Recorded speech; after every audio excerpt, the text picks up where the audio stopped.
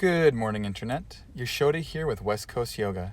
Today we're reading from SRIMAD Bhagavatam, 1st Canto, Chapter 1, verse number 13, which reads as follows. Tanna shushu shamananam arhasyanu ganuvritam yasyarvatara bhutanam kshemaya cha bhavaya cha. Translation. O Sutta Goswami, we are eager to learn about the personality of Godhead and his incarnations.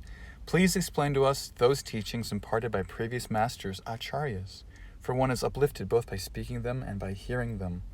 I'll read a few sentences of Prabhupada's purport for good measure. Srila Prabhupada's purport. The conditions for hearing the transcendental message of the Absolute Truth are set forth herein. The first condition is that the audience must be very sincere and eager to hear, and the speaker must be in the line of disciplic succession from the recognized acharya. The transcendental message of the Absolute is not understandable by those who are materially absorbed. What Prabhupada is touching upon in this verse is that there are certain preliminary qualifications to speak on the Bhagavatam. It's not that anyone can be rubber stamped. Preliminarily, there must be an eagerness from the audience. This means there's something of a two-way street. For example, Parikshit Maharaj is the student of Srimad Bhagavatam, and he already had a relationship with Lord Krishna even from the womb. We remember from the Mahabharata, Uttara was challenged with a Brahmastra weapon, and she prayed to Lord Krishna to please protect her. The Lord entered her womb in a small form, and he was seen by the baby Parikshit within his mother's womb as having 4 hands and carrying the Shankha Chakra Gada Padma, conch, lotus, wheel, etc. This small form of Vishnu protected the baby and absorbed the power of the Brahmastra. So in this way, Parikshit had a relationship with Lord Krishna even from his mother's womb. And he was raised by his grandparents, the Pandavas, Arjuna, Yudhisthira, to be a staunch servant of the Lord. So in this way, there is some preliminary qualification from the audience. There's also preliminary qualification from the speaker. What is Shukadeva Goswami's qualification? He had a relationship with Lord Krishna even from the womb. We remember that Vyasadeva was living high in the Himalayas at his Badrinath ashram, and one day his wife was yawning, and a small bird actually entered her open mouth. That was a shuka, a parrot. And this bird later formed into a type of embryo and developed as a human child. However, Shukadeva the child was not in any sense ordinary.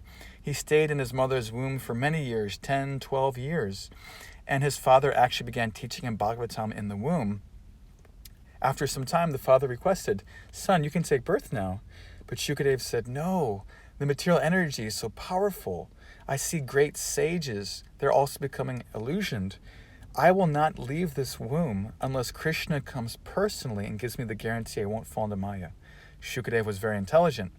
And so Vyasadeva, who was actually a close friend of Lord Krishna's, requested the Lord to come. Krishna came to the Badrinath ashram and assured the child, "My dear Shuka, you will not fall into Maya at any time. You're my dear servant." So in that very moment, Shukadeva Goswami made his appearance, but he was already grown into an adolescent. He did not waste any time. He took sannyas on the spot with a loincloth. Actually, there was not even a loincloth. And he walked away. His father was chasing him. "My dear son, please come back, please come back." And in this way, the child wandered all over the earth, spending only a few moments at each home, but enlightening people. So these are the qualifications of our speaker and audience in Srimad Bhagavatam. Therefore, it is no mystery.